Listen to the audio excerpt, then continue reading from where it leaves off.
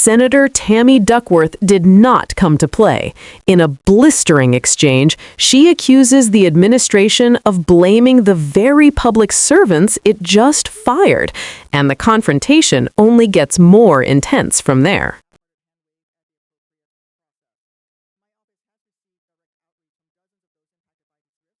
Thank you. Thank you, Mr. Chairman. Thank you, Senator Booker. Deputy Secretary, I have to add my voice to the chorus here and express how appalled I am at how the department conducted Friday's rifts, unceremoniously firing hundreds of dedicated members of the civil service and the foreign service with only a half-hearted hand wave at the appropriate process. My office has received direct outreach from dozens of those impacted by these rifts, and they have confirmed what we suspected would happen and what members of this committee directly warned the department about. These are public servants who have made countless sacrifices to serve our nation, and the department's actions are short-sighted and frankly sloppy. I would expect better of you. That they would take an already difficult moment and you have made it even more precarious. And I can only scratch the surface in my short time of heartbreaking personal stories that I've heard. These are public servants who are not only concerned about their livelihoods, but the impacts of our national security and our ability to respond to the next crisis.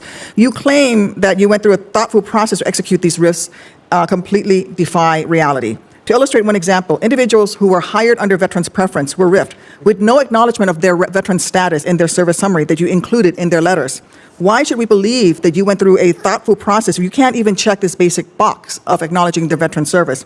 And what about the multiple examples I've heard of individuals who were riffed while on TDY overseas, who are now being put up in five-star hotels at taxpayers' expense while they start to get home, cut off from email access? So thank you for the question, Senator. So the RIF procedures were done in partnership with the Office of Personnel Management. We did ask every employee in the weeks and months leading up to it to update their personnel files. And one of the challenges is there isn't a central repository. You're blaming OPM and the employees that you riffed? No, not at all. What I'm saying is the shoddy way that you went about doing this? The employee file is owned by the employee. So if it does not have all of their past history, if they've worked at multiple departments or agencies and their SF-50s have not been uploaded into their employee file, it's possible that some detail of their service may have been overlooked. So that's why every employee was asked to review their employee file before the reorganization to ensure that every aspect and every step of their service was included in their employee file. But if there are any issues that were overlooked, or if anyone feels that their employee file is incomplete, we'll certainly address that immediately. It sounds like you're blaming the victim here.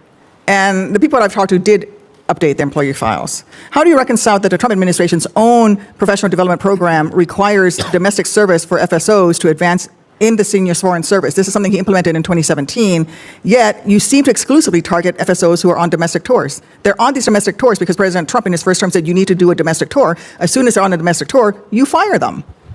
So how do you reconcile that? Right. So as we noted, the reorganization did focus on the domestic-only operation of the Department of State. It did not focus on our overseas or global footprint. We have about 14,000 foreign service officers. 10,000 of those foreign service officers serve at posts overseas, and we do have about 4,000. Okay, you're not answering my question. How do you reconcile that? Well, we had to be looking at the RIF. It could not fall entirely on the civil service. We had to be equitable in terms of how we address the reductions in force at the department.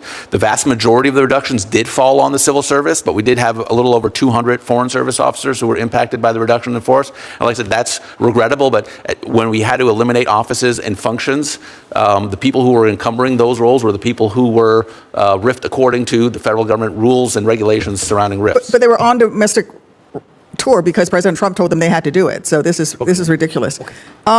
I'm going to go back to the subject of meeting our obligations. The cuts to EAP's team that managed U.S. engagement in ASEAN while the Secretary was at the ASEAN Ministerial is just a perfect illustration of the shoddy and foolish way that you did this. It's clear that the real winner of this move is going to be the PRC as you eliminate our expert and capacity to engage in this critical region. Under your proposed reorganization, who will manage the Mekong issue and the Mekong-U.S. partnership? So all of these functions are going to be handled at the regional bureau level. So that would be the East Asia Pacific Bureau, and then all of the country desks within those bureaus will handle the individual. They don't have an overseas counterpart office. I'm sorry, who doesn't have an overseas counterpart? The Mekong-U.S. partnership does not have an overseas office. So anything dealing with a particular region will be handled at the regional bureau. And where is that?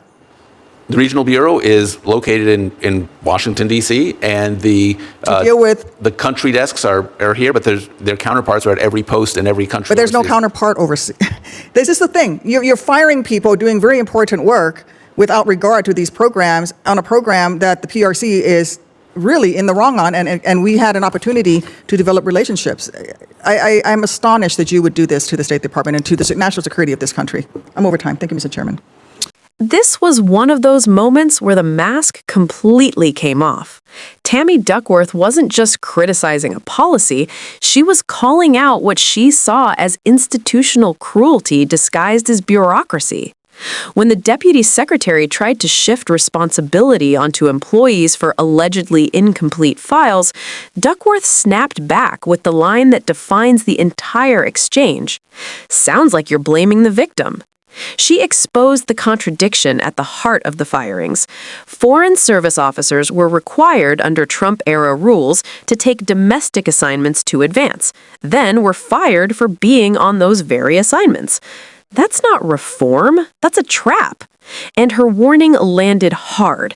These cuts don't just hurt families, they weaken U.S. diplomacy and hand strategic advantages to China.